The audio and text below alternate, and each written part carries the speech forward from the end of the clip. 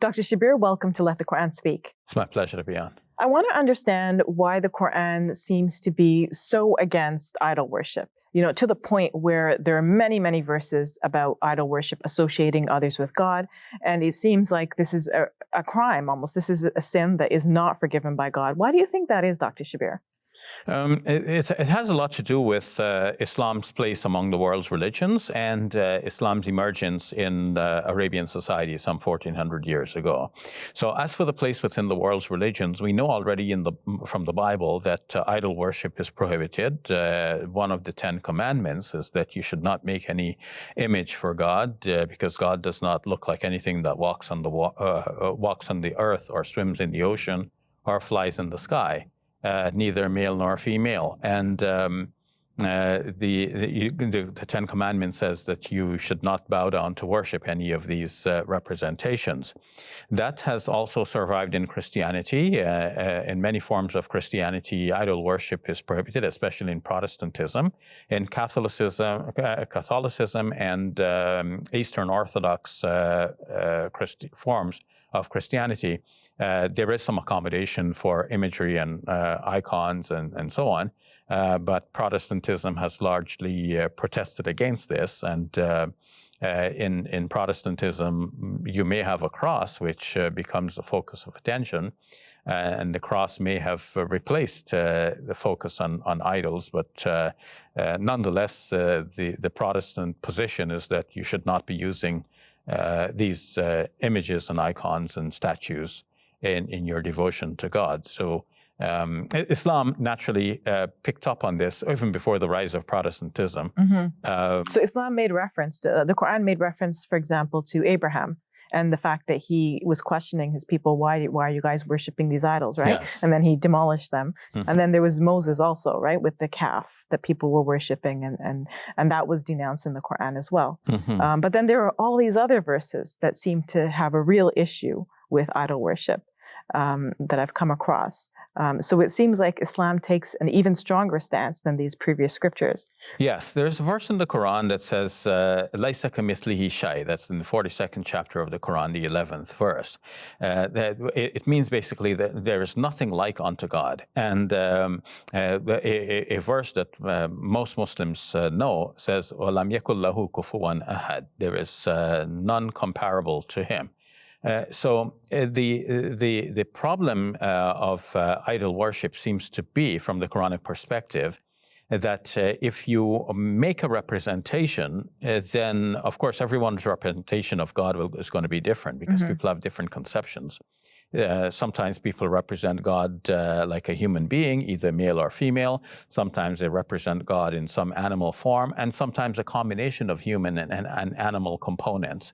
So with each one having a different conception like that, the moment you start making an image, you start conceptualizing God as being similar to something that we know here on earth, or at least in our imagination. And the Quranic message about God is that God is not like anything that you dream up. So you may as well think of God like some sort of pure mind, that cannot be represented in anything that we conceptualize. I'm trying to think of some other religions that use idols, and I'm thinking that they don't necessarily think of these idols as God. They think of them as symbolic, as a sort of embodiment or representation of God that allows them to focus their worship. How would you respond to that claim within the Islamic tradition? How would the Quran view that sort of worship? Yeah, in the 39th chapter of the Quran, the 3rd verse, it is reported there that, from the point of view of God speaking, that the non-believers at the time, I said the Quran has a lot to do with Arabian society at the time of the Quranic revelation. So in that society, the people worshipped a lot of many of them, many idols. In fact, yes, they were in the Kaaba, right? It is mentioned that they had 360 of them, and perhaps one for each day of the year. Okay. But maybe the number 360 came up, as not by people actually counting them, but somebody imagining that, you must have had one for each day of the year. So that would be 360. It's and they refer to them, I believe, as daughters of God, right? Some they refer to as daughters of God. Yes, and So they had many different representations, and people, it is reported, would come from various tribes and so on. They would come to perform their pilgrimage at that sacred site, and then they would deposit their idols there, so that when they come back, they have their idols there waiting for them to be worshipped. So with this wide array of representations, naturally, the mind balks and says that, well, God can, each person has imagined God to be according to their imagination, and every imagination is different. So which one does God actually look like? And the Quranic answer to that is that God does not look like any of these things. So the moment you start making a representation, you are actually saying, at least to a certain extent, that God looks like this. Otherwise, why make the representation like this? And I guess you're limiting God then in some ways. In a way, yes. And this could be one of the reasons why the Quran is so strong against idol worship and making idols in the first place. But there could be something more to it than this. While educated devotees will be saying, okay, but we know that this is not God.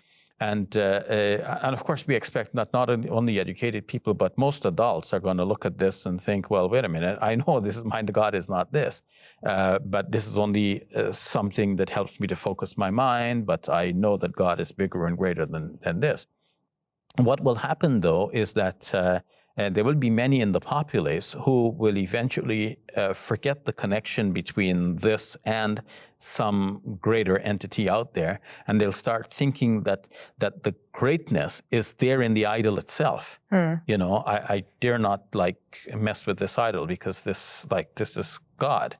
You see, so they will cease to have that bigger connection with the ultimate power behind the entire universe, and think that the power is there in the idol itself, especially when they go through a lot of devotions. Like, for example, in some cultures, you might have practices such as you're waking up the god in the morning, and then you give the god like a bath, and you're tending to this as if this was like a baby in the house, but more than a baby, this is like power.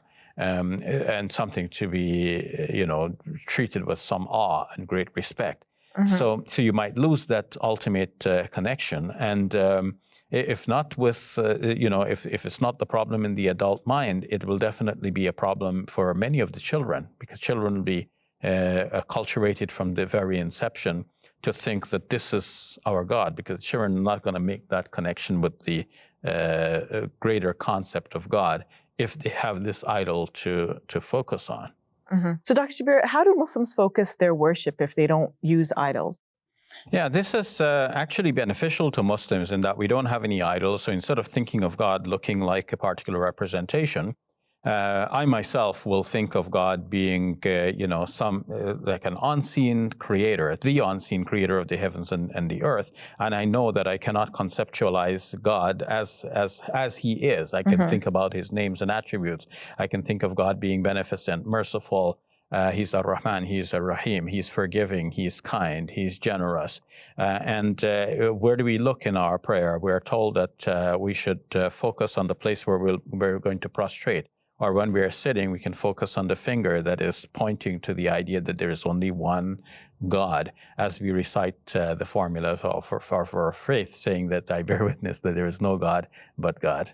Thanks for sharing your ideas with us, Dr. Shabir. You're welcome. If you enjoyed this video, click like and subscribe. And please donate to support our work at QuranSpeaks.com.